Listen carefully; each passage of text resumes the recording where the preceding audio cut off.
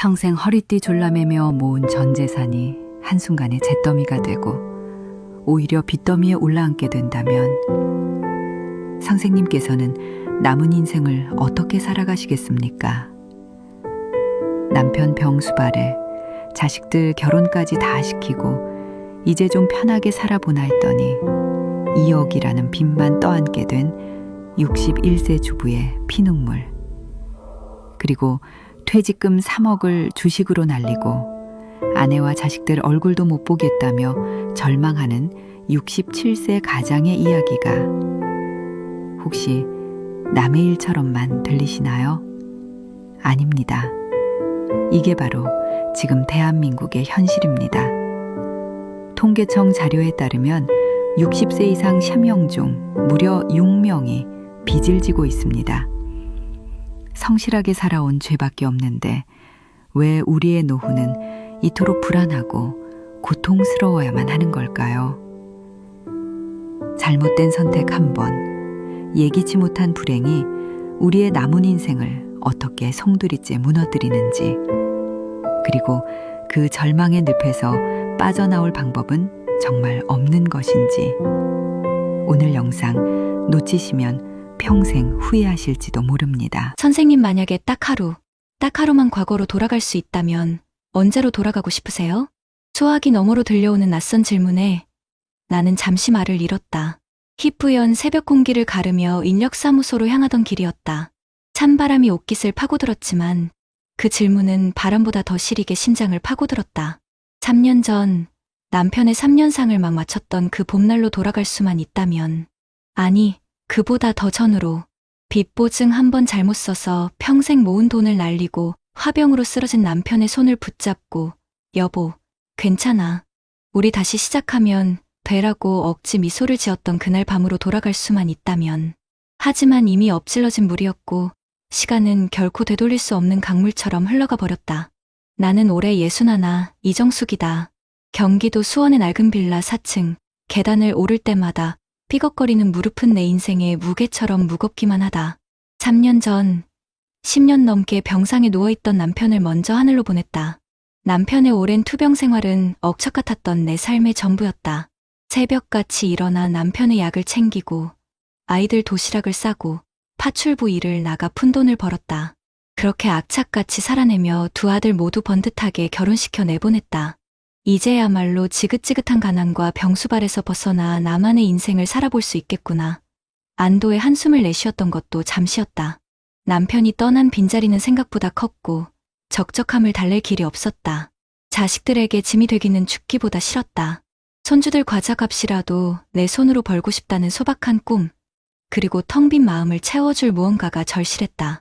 그때 눈에 들어온 것이 동네 상가에 나온 작은 식당 자리였다. 평생 남의 집 밥만 해주던 내가 이제는 내 이름 석자를 걸고 손님들에게 따뜻한 밥 한 끼를 대접하고 싶었다. 어머니, 식당이요? 그거 아무나 하는 거 아니에요. 요즘 경기도 안 좋은데. 엄마, 그냥 저희가 드리는 용돈 받으시면서 편하게 쉬세요. 왜 사서 고생을 하시려고 그래요. 아들들은 극구 말렸다. 하지만 그때는 그 말이 들리지 않았다. 내 인생의 마지막 도전이자 유일한 탈출구라고 생각했다. 남편 병원비와 아이들 결혼자금으로 쓰고 남은 얼마 안 되는 돈과 퇴직금, 그리고 은행에서 대출받은 1억 원을 합쳐 식당을 열었다. 이름은 엄마의 밥상. 매일 새벽 시장에 나가 가장 신선한 재료를 고르고 내 자식에게 먹인다는 마음으로 정성껏 음식을 만들었다. 처음에는 손님이 제법 있었다. 어머니 손맛이 좋다며 단골도 생겼다. 하루하루 몸은 고됐지만 손님들의 칭찬 한마디에 피로가 눈 녹듯 사라졌다. 그래, 이렇게 살면 되는 거야. 내 힘으로 일어서는 거야. 희망이 보였다. 하지만 그 희망은 신기루처럼 짧았다. 식당 문을 연 지 채 1년도 되지 않아 코로나라는 불청객이 덮쳤다. 거리는 텅 비었고 식당 문은 굳게 닫혔다. 하루 매출이 10,000원도 안 되는 날이 허다했다. 버티고 또 버텼다. 곧 괜찮아질 거라는 헛된 희망을 붙잡고 매달 수백만 원의 임대료와 대출 이자를 감당해야 했다. 결국 모아두었던 돈은 바닥을 드러냈고 빚은 눈덩이처럼 불어났다. 결국 2년 만에 식당 문을 닫았다. 내 손에 남은 것은 2억 원이라는 어마어마한 빚과 텅 빈 가게, 그리고 부서진 꿈뿐이었다. 정숙 씨, 괜찮아? 얼굴이 반쪽이 됐네. 언니 나 이제 어떻게 해야 돼? 가게를 정리하던 날, 옆집 과일 가게 언니 품에 안겨 한참을 울었다. 하늘이 무너져 내리는 것 같았다. 평생을 성실하게 남에게 손가락질 받지 않으려 아등바등 살아왔는데 왜 내게 이런 시련이 닥치는 걸까? 신이 있다면 멱살이라도 잡고 따지고 싶었다. 자식들에게는 차마 빚 이야기를 꺼낼 수 없었다. 이제 막 가정을 꾸리고 제 살길 찾아가는 아이들에게 짐이 될 수는 없었다. 엄마는 괜찮다. 걱정하지 마라. 태연한 척 전화를 끊고 돌아서서 얼마나 많은 눈물을 삼켰는지 모른다. 당장 먹고 사는 것이 문제였다. 빚 독촉 전화는 매일같이 빗발쳤고 한 달에 수십만 원에 달하는 이자만이라도 갚아야 했다. 60이 넘은 나를 써주는 곳은 없었다. 그러다 우연히 구인 광고에서 건물 청소 미화원 모집 공고를 보았다. 다음 날 새벽, 나는 고무장갑과 앞치마를 두르고 낯선 빌딩의 화장실을 청소하고 있었다. 락스 냄새에 머리가 핑 돌고 쭈그려 앉아 변기를 닦을 때마다 욱신거리는 무릎에 눈물이 핑 돌았다. 하지만 이를 악물었다. 이까짓 거 남편 병수발 10년도 했는데 못할 게 뭐람. 그렇게 1년을 꼬박 일했다. 새벽 5시에 일어나 첫 차를 타고 출근하고 밤늦게 돌아와 파김치가 된 몸을 누이면 곧바로 새벽이 밝아왔다. 내 인생에 쉼이라는 단어는 사치였다. 하지만 망가진 몸은 의지를 따라주지 않았다. 결국 무릎에 탈이 났다. 의사는 연골이 다 닳아서 더 이상 걷기 힘들다며 수술을 권했지만 당장 수술비는커녕 입에 풀칠하기도 빠듯한 형편이었다. 결국 청소일도 그만둘 수밖에 없었다. 이제 내게 남은 것은 아무것도 없다. 모아놓은 돈 한 푼 없이 2억 원의 빚만 고스란히 남았다. 일을 그만둔 뒤로는 하루하루가 지옥이다. 창밖으로 보이는 세상은 여전히 분주하게 돌아가는데 나만 홀로 이 작은 방에 갇혀 썩어가는 기분이다. 며칠 전에는 쌀이 떨어져 사흘을 꼬박 굶었다. 굶는 것보다 더 무서운 것은 절망감이었다. 이렇게 살아서 뭐하나. 캄캄한 방 안에 홀로 누워있으면 나쁜 생각이 스멀스멀 고개를 든다. 먼저 간 남편을 따라가면 이 고통도 끝날까. 엄마, 잘 지내시죠? 이번 주말에 애들 데리고 한번 갈게요. 맛있는 거 해주세요. 어제는 큰아들에게서 전화가 왔다. 차마 쌀이 떨어졌다는 말은 입 밖으로 나오지 않았다. 오냐? 얼른 와라. 엄마가 맛있는 갈비찜 해줄게. 아무렇지 않은 척 밝게 대답하고 전화를 끊었다. 그리고 수화기를 내려놓자마자 참았던 눈물이 폭포수처럼 쏟아졌다. 통장 잔고는 텅 비었고 당장 이번 주말 아이들에게 내어줄 갈비찜은커녕 내 한 끼 밥을 걱정해야 할 처지였다. 창밖으로 어둠이 짙게 깔렸다. 이 밤이 지나면 또다시 절망의 아침이 밝아오겠지. 수면제를 털어놓고 잠을 청해보지만 빚독촉에 시달리는 악몽에 시달리다 깨기 일수다. 매일 밤 나는 베개를 적시며 기도한다. 신이시여, 제게 왜 이런 시련을 주시나이까. 성실하게 살아온 죄밖에 없는데 어째서 제 노년은 이토록 고통스러워야 합니까? 잘못된 선택 한 번이 예기치 못한 불행이 내 남은 인생을 이렇게 송두리째 무너뜨릴 줄은 꿈에도 몰랐다. 오늘 밤도 나는 잠 못 이루고 뒤척인다. 캄캄한 천장을 바라보며 하염없이 눈물을 흘린다. 이 절망의 늪에서 빠져나갈 방법은 정말 없는 것일까? 내일 아침 나는 다시 일어설 수 있을까? 아닙니다. 아닙니다, 선생님. 제가 잘못 생각했습니다. 문득 정신을 차렸다. 인력사무소 앞이었다. 소화기 너머에서는 여전히 나를 선생님이라 부르는 젊은 목소리가 들려왔다. 언제부터 통화를 하고 있었는지, 내가 무슨 말을 짓거렸는지 기억조차 나지 않았다. 저는 돌아가고 싶지 않습니다.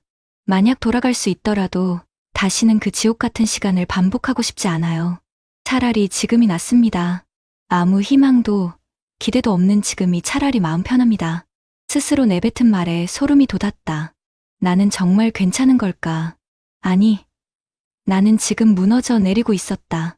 발버둥 칠수록 더 깊은 수렁으로 빠져드는 기분이었다. 하지만 인정하고 싶지 않았다. 내 약한 모습을 누구에게도 보이고 싶지 않았다. 특히 내 자식들에게만큼은. 띠링, 문자 한 통이 도착했다. 작은 아들이었다. 엄마, 사랑해요. 이번 주말에 용돈 두둑이 들고 갈게요. 힘내세요. 짧은 문자 한 줄에 무너져 내렸던 둑이 다시 터져 나왔다. 그래. 나 혼자가 아니었다. 나를 사랑해주는 아들들이 있었다. 이대로 주저앉을 수는 없다. 어떻게든 다시 일어서야 한다. 하지만 어떻게? 방법이 보이지 않았다. 2억이라는 빚은 내 힘으로는 도저히 감당할 수 없는 거대한 산처럼 느껴졌다. 그 산이 내 남은 인생을 짓누르고 있었다. 숨을 쉴 수가 없었다. 나는 그저 이 캄캄하고 긴 터널의 끝에 아주 작은 빛이라도 비치기를 간절히 바랄 뿐이었다. 이 지독한 어둠 속에서 나를 건져줄 동화줄은 과연 내려오기나 할까. 나는 오늘 밤도 그저 눈물로 밤을 지새운다. 이것이 바로 2025년 대한민국 61살 이정숙의 현실이다. 여러분 어떠시나요? 위의 사례는 정말 비참하고 서글픈 인생 아닌가요?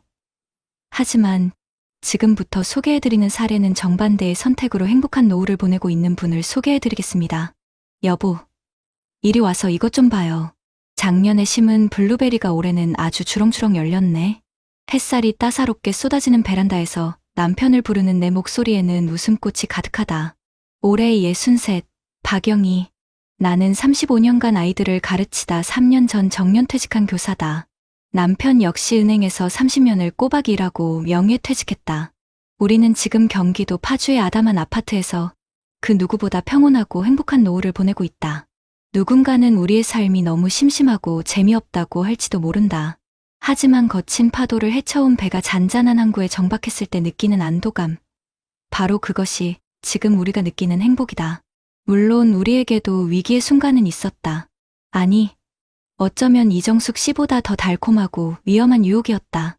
퇴직을 앞둔 2022년 가을이었다. 평생을 붙어 다녔던 친구 미숙이가 솔깃한 제안을 해왔다. 영희야, 우리 이대로 늙을 수 없지 않니? 강릉에 기가 막힌 땅이 나왔는데 우리 퇴직금 합쳐서 예쁜 펜션을 짓는 거야. 커피도 팔고 바비큐장도 만들고. 생각만 해도 멋지지 않아? 우리 이름으로 된 사업 한번 해봐야지. 심장이 쿵쾅거렸다. 평생을 학교와 집만 오가며 정해진 월급에 맞춰 살아온 나였다. 박영이라는 내 이름 석자를 건 무언가를 해보고 싶다는 욕망이 스멀스멀 피어올랐다. 미숙이가 보여주는 조감도는 꿈처럼 아름다웠고 인터넷 블로그에 올라온 펜션 사장님들의 성공기는 뜬구름 같던 내 욕망에 불을 지폈다. 그날 밤 나는 남편에게 조심스럽게 이야기를 꺼냈다. 여보, 우리도 뭔가 새로운 도전을 해보는 건 어떨까요? 미숙이랑 펜션 사업을 해보면. 내 말이 채 끝나기도 전에 평생 한 번 언성 한 번 높인 적 없던 남편의 얼굴이 굳어졌다. 당신 제정신이야? 우리가 평생 어떻게 살아왔는지 잊었어? 당신과 나, 두 아들 키우면서 악착같이 아끼고 모아서 이제 겨우 이 집 한 채 빚 없이 장만하고 애들 결혼시켰어. 우리가 아는 건 성실하게 돈 벌고 아껴 쓰는 것뿐이야. 평생 해보지도 않은 사업에 그것도 인생의 마지막에 받은 퇴직금을 전부 쏟아붓는 건 도박이야. 도박. 남편의 말은 비수처럼 날아와 가슴에 꽂혔다.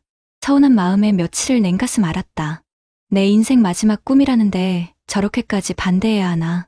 하지만 밤마다 잠 못 이루고 뒤척이며 생각은 점차 남편의 말에 무게가 실리기 시작했다. 우리는 사업가가 아니었다. 평생을 정직한 땀으로 월급을 받아온 봉급쟁이였다. 시장 분석, 마케팅, 손익 계산, 세무 아는 것이 아무것도 없었다. 우리가 가진 것은 한평생 모은 돈과 잘 될 거야라는 막연한 희망뿐이었다. 며칠 후 나는 미숙이를 만나 단호하게 말했다. 미숙아, 미안하지만 나는 못하겠다. 나는 그냥 내 분수껏 지금처럼 사는 게 마음 편할 것 같아. 미숙이는 너는 평생 그렇게 재미없게 살다 죽어라라며 화를 내고 돌아섰고 한동안 연락이 끊겼다. 그렇게 시간은 흘러 2025년 오늘에 이르렀다. 나와 남편은 매달 꼬박꼬박 나오는 공무원 연금과 국민연금을 합쳐 380만 원으로 생활한다. 누군가에게는 적은 돈일지 모른다.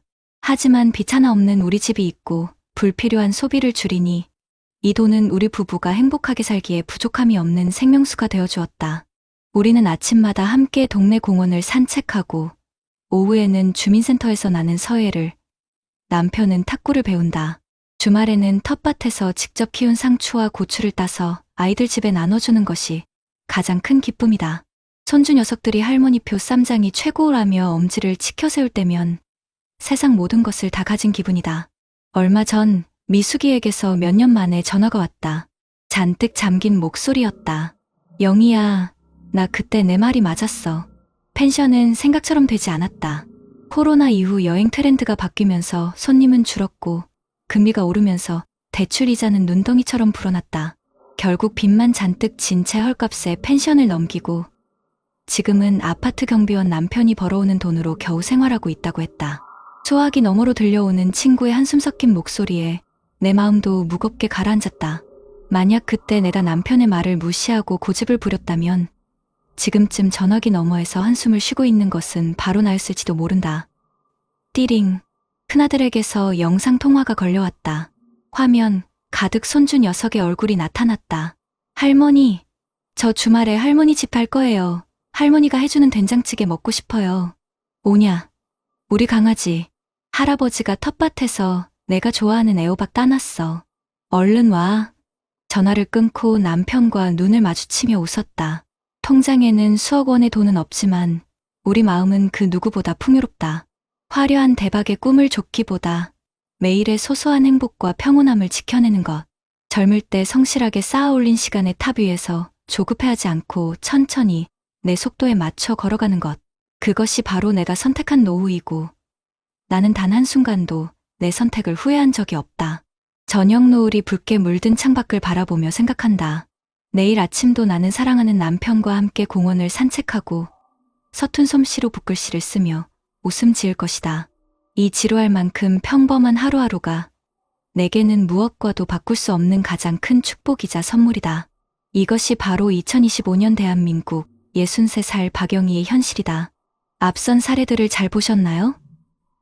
이런 문제들과 관련해서 전문가들과 통계 자료를 소개해드리겠습니다. 방금 보신 61세 이정숙님과 67세 선생님의 이야기는 결코 남의 일이 아닙니다. 실제로 우리나라 60세 이상 10분 중 6분은 빚을 지고 살아가고 계시다는 통계가 있습니다. 평생을 가족을 위해 헌신하고 성실하게 살아왔는데 왜 노년기에 접어들어 이런 빚의 굴레에 빠지게 되는 걸까요? 전문가들은 몇 가지 공통적인 이유를 지적합니다. 첫 번째는 바로 준비되지 않은 창업입니다. 이정숙님처럼 자녀들에게 더 이상 손 벌리기 싫고 아직 일할 힘은 있는데 마땅한 직장을 구하기 어려우니 퇴직금이나 모아둔 돈으로 식당이나 가게를 차리는 분들이 정말 많습니다. 하지만 아시다시피 자영업은 결코 만만치 않습니다. 특히 경험이 부족한 상태에서 경쟁이 치열한 업종에 뛰어들었다가 코로나 같은 예기치 못한 변수까지 만나면 버텨낼 재간이 없는 거죠. 가게를 유지하려고 대출을 받기 시작하면 빚은 눈덩이처럼 불어나고 결국 폐업 후에는 빚만 남는 악순환에 빠지게 되는 겁니다. 두 번째는 위험한 투자입니다. 67세 선생님의 사례처럼 은행 이자는 너무 낮고 모아둔 퇴직금만으로는 노후가 불안하게 느껴지니 누군가의 말만 믿고 주식이나 부동산 같은 고위험 투자에 전 재산을 쏟아붓는 경우입니다. 평생 모은 돈을 한순간에 잃어버리면 그 상실감과 절망감은 이루 말할 수 없겠죠. 경제적인 타격은 물론이고 가족 관계까지 무너뜨리는 비극으로 이어지기 십상입니다. 이렇게 경제적 어려움에 처하면 이정숙님처럼 다시 일자리를 찾아 나서지만 현실은 냉혹합니다. 예전처럼 몸이 따라주지도 않고 나이가 많다는 이유로 제대로 된 일자리를 구하기는 하늘의 별 따기입니다. 결국 저임금의 고된 육체노동을 전전하다 건강마저 잃게 되는 경우가 부지기수입니다. 이런 상황이 계속되면 어떻게 될까요? 돈 문제, 건강 문제, 그리고 사회로부터 고립됐다는 외로움까지 겹치면서 극심한 우울감에 시달리게 됩니다. 실제로 우리나라 노인 우울증과 자살률은 세계적으로도 매우 높은 수준인데 그 가장 큰 원인이 바로 경제적 빈곤 때문이라고 합니다. 그렇다면 이렇게 암울한 현실 속에서 행복한 노후는 정말 불가능한 걸까요? 아닙니다. 여기서 우리는 안정적인 노후를 보내고 있는 박영희 선생님의 사례를 눈여겨봐야 합니다. 박영희 선생님 부부는 공무원 연금과 국민연금을 합쳐 매달 380만 원의 고정적인 수입으로 생활하고 계십니다. 큰 돈은 아니지만 이분들에게는 가장 큰 자산이 하나 있습니다. 바로 빚이 없다는 사실입니다. 전문가들이 입을 모아 강조하는 안정적인 노후의 첫 번째 조건이 바로 은퇴 전 부채 청산입니다. 빚이 없으니 매달 들어오는 연금으로 생활비를 쓰고 남는 돈으로 소소한 행복을 누릴 여유가 생기는 거죠. 또 한 가지 중요한 점은 박영희 선생님 남편께서 주변의 유혹에도 불구하고 펜션 사업 같은 불확실한 투자에 뛰어들지 않았다는 겁니다. 평생 모은 소중한 노후 자금을 위험한 곳에 던지는 대신 안정적인 현금 흐름을 지키는 현명한 선택을 하신 거죠. 하지만 돈이 전부는 아닙니다. 박영희 선생님 부부의 삶이 행복해 보이는 진짜 이유는 따로 있습니다. 매일 함께 산책하며 건강을 챙기고 서예와 탁구 같은 새로운 취미를 배우며 삶의 활력을 얻고 텃밭을 가꾸고 손주들과 시간을 보내며 정서적인 만족감을 느끼는 것. 바로 이런 비재정적인 요소들이야말로 노년의 삶을 풍요롭게 만드는 핵심입니다. 결국 두 사례는 우리에게 명확한 교훈을 줍니다. 노후 준비는 단순히 돈을 많이 모으는 것이 아니라 은퇴 후의 삶을 어떻게 살아갈 것인지 구체적으로 계획하는 과정이라는 것을요.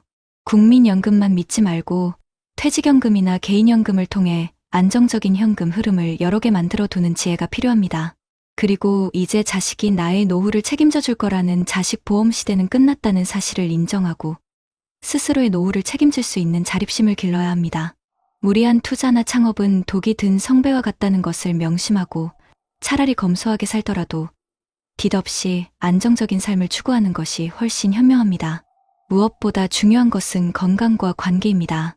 꾸준히 건강을 관리하고 새로운 것을 배우고 가족이나 친구들과 즐겁게 교류하는 것만큼 확실한 노후 대비는 없습니다.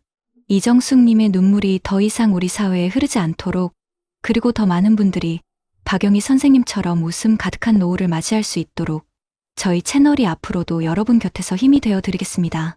그렇다면 납선 사례들을 해결할 수 있는 방법은 무엇이 있을까요? 먼저 이정숙님처럼 벼랑 끝에 내몰린 시니어분들의 가장 큰 고민, 바로 빚과 경제적 어려움을 해결하는 방법부터 함께 이야기 나눠볼게요.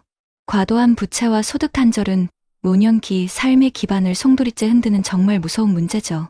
정부와 각 지자체에서는 이런 분들을 돕기 위한 다양한 제도를 운영하고 있습니다. 당장 소득이 없으신 만 65세 이상 어르신들을 위한 기초연금 제도가 있어요. 소득 하위 70%에게는 매달 약 35만 원 내외의 일정 금액을 지급해서 최소한의 생계를 유지하고 자녀들의 부담도 덜어드릴 수 있습니다. 이정숙님께서도 신청 자격이 되는지 꼭 주민센터를 통해 확인해 보셔야 해요. 그리고 감당하기 어려운 빚 때문에 힘들어하시는 분들을 위해 신용회복위원회의 채무조정 제도를 활용할 수 있습니다.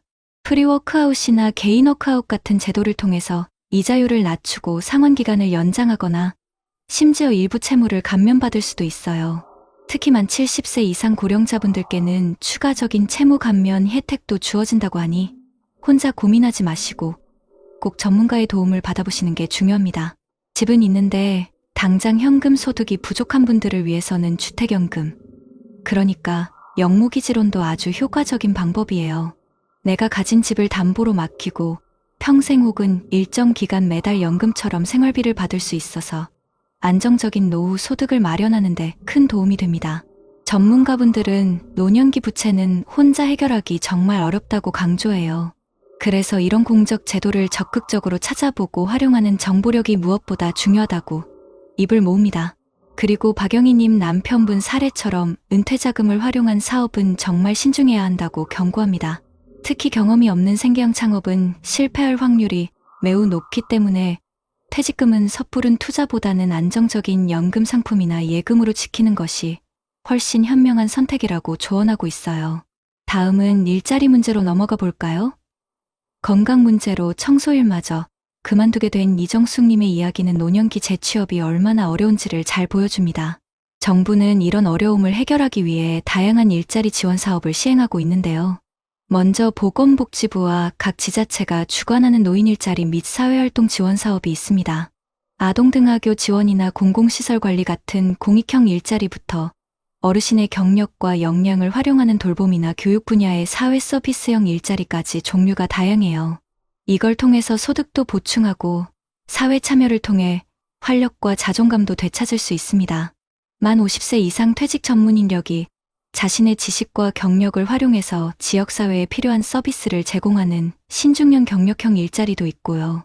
또 만 60세 이상 근로자를 고용하는 사업주에게 정부가 지원금을 지급해서 기업들이 고령자 채용을 늘리도록 유도하는 고령자 고용장려금 제도도 있습니다.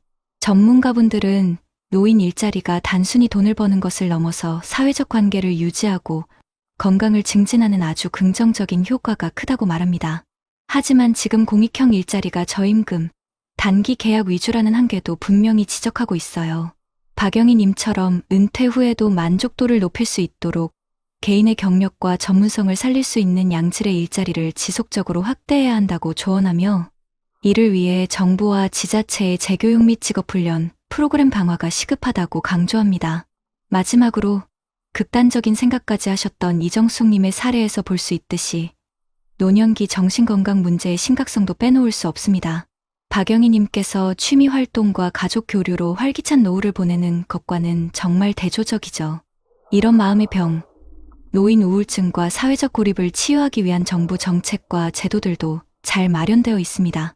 전국 시군구에 설치된 정신건강복지센터와 치매안심센터에서는 누구나 쉽게 정신건강 상담을 받을 수 있어요. 특히 노인 우울증은 조기에 발견하고 상담하는 것이 정말 중요하고 전문 상담사의 도움을 통해 심리적 안정을 찾고 필요한 치료로 연계될 수 있습니다. 또 일상생활이 어려운 취약 노인분들을 대상으로 하는 노인 맞춤 돌봄 서비스도 있어요. 안전 확인, 가사 및 활동 지원, 사회 참여 등 다양한 서비스를 제공해서 주기적인 방문과 안부 전화를 통해 사회적 고립감을 해소하고 정서적 지지를 제공하는 아주 중요한 사회적 안전망입니다. 박영희 님이 즐기시는 서예, 탁구 같은 다양한 여가교육 프로그램을 제공하는 경로당 및 노인복지관도 활성화되어 있습니다. 단순한 쉼터를 넘어 교류와 배움의 공간으로 기능하면서 새로운 친구도 사귀고 활기찬 노년을 보낼 수 있도록 지원하고 있어요. 전문가분들은 재정적 안정만큼이나 비재정적 노후 준비가 중요하다고 강조합니다. 박영희님의 사례처럼 은퇴 후의 시간을 채워줄 취미생활, 꾸준한 운동습관, 그리고 가족 및 친구와의 유대 관계는 노년기 삶의 만족도를 결정하는 핵심 요소입니다. 경제적 어려움이 심리적 위축으로 이어지지 않도록 문턱 낮은 상담 서비스를 적극적으로 이용하고 동네 복지관 프로그램에 참여해서 스스로 사회와 연결되려는 노력이 무엇보다 중요하다고 조언하고 있습니다. 이정숙님의 눈물이 그저 한 개인의 불행으로 끝나지 않으려면 이렇게 촘촘하게 마련된 사회적 안전망을 적극적으로 활용하고 박영희님의 현명한 선택을 교훈 삼아 우리 사회 전체가 시니어의 삶에 더 많은 관심을 가져야 할 때입니다. 세월의 강물, 굽이굽이 흘러주름진 얼굴에 삶의 흔적 새기네. 때론 거친 물살에 쓸려가듯 아팠고 때론 잔잔한 물결에 평화로이 미소 지었네. 잊지 말아요. 그 모든 순간이 당신이라는 아름다운 강을 만들었음을. 이제 이 강물 끝 새로운 바다가 펼쳐지니 두려워 말아요. 아직 끝나지 않은 당신의 이야기. 사랑하는 시니어 여러분, 그리고 그분들의 소중한 가족 여러분. 이정숙님의 메마른 눈물 속에서 우리는 삶의 벼랑 끝에 선 고독과 절망을 보았습니다. 앞만 보고 달려온 세월 끝에 찾아온 경제적 어려움, 건강의 그림자, 그리고 그 모든 것을 홀로 감당해야 하는 막막함은 비단 이정숙님만의 이야기가 아닐 겁니다. 하지만 박영희님의 환한 미소와 활기찬 일상에서는 또 다른 희망을 발견했습니다. 넉넉한 준비와 끊임없이 배우고 나누는 삶이 얼마나 빛날 수 있는지, 서로 기대고 함께 걸어가는 길이 얼마나 따뜻한지를 말입니다. 우리 모두는 때때로 이정숙님처럼 막막한 어둠 속에 갇힌 듯한 기분을 느낄 수 있습니다. 하지만 기억해 주세요. 당신은 혼자가 아니라는 것을. 절망의 끝에 섰다고 느껴질 때조차 우리가 함께 찾아볼 수 있는 작은 손길, 희망의 빛은 언제나 존재합니다. 기초연금의 따스한 품이 당신의 최소한의 삶을 지켜줄 수 있고 신용회복위원회의 문을 두드리면 얽히고 설킨 빚의 실타래를 전문가의 도움으로 풀어낼 수 있습니다. 살아온 터전인 집이 든든한 버팀목이 되어주는 주택연금은 안정적인 내일을 위한 희망의 씨앗이 될 수 있습니다. 섣부른 투자의 유혹 대신 현명하게 지켜낸 노후 자금은 불안한 마음을 든든하게 받쳐줄 뿌리가 될 것입니다. 이정숙 님이 건강 문제로 청소일마저 놓아야 했던 것처럼 몸의 변화는 피할 수 없는 현실입니다. 그러나 포기하지 않는다면 당신의 경험과 지혜를 나눌 수 있는 새로운 일자리의 문은 언제든 열릴 수 있습니다. 보건복지부와 지자체의 노인 일자리 사업은 단순히 소득을 넘어 사회의 일원으로서 당신의 가치를 다시금 느끼게 해줄 소중한 기회가 될 것입니다. 당신의 손길이 필요한 곳이 얼마나 많은지, 당신의 이야기가 누군가에게 얼마나 큰 위로가 될 수 있는지 잊지 마세요. 무엇보다 우리 마음의 건강을 지키는 일은 정말 중요합니다. 극단적인 생각까지 했던 이정숙님의 눈물이 다시는 흐르지 않도록 혼자 아파하지 마세요. 전국 시군구에 설치된 정신건강복지센터와 치매안심센터는 당신의 이야기를 들어주고 지친 마음을 어루만져 줄 따뜻한 공간입니다. 박영희 님처럼 서예를 하고 탁구를 치며 새로운 친구를 만나고 함께 웃고 배우는 경로당과 노인복지관은 단순히 시간을 보내는 곳이 아니라 당신의 삶을 활기찬 색깔로 채워줄 행복의 씨앗을 뿌리는 곳입니다. 가족과 이웃, 그리고 사회와의 끈을 놓지 않는 것. 그것이야말로 진정한 행복을 만드는 비재정적 자산입니다. 사랑하는 시청자 여러분, 세월의 강을 건너온 당신의 삶은 그 자체로 눈부신 역사입니다. 비록 예상치 못한 파도와 역풍을 만날지라도 우리 안에는 그 모든 것을 이겨낼 지혜와 용기가 있습니다. 이정숙님의 눈물에서 우리는 더 늦기 전에 서로에게 손을 내밀어야 할 이유를 배웠고, 박영희님의 미소에서 우리는 아름다운 황혼을 위한 노력의 가치를 깨달았습니다. 누구에게나 나이 들면 찾아옵니다. 하지만 그 나이 듦이 고통과 슬픔이 아닌 충만함과 행복으로 가득 채워질 수 있도록 우리는 서로에게 기꺼이 길잡이가 되어주어야 합니다. 당신의 남은 날들이 걱정과 근심으로 얼룩지지 않고 매일매일 새로운 희망으로 빛나기를 진심으로 바랍니다. 작은 용기, 한 걸음의 노력, 그리고 서로를 향한 따뜻한 마음이 모여 당신의 노년은 그 어떤 시절보다도 아름다운 황금빛으로 물들 것입니다. 우리는 당신의 모든 순간을 응원하며 언제나 곁에서 함께 걸어가겠습니다.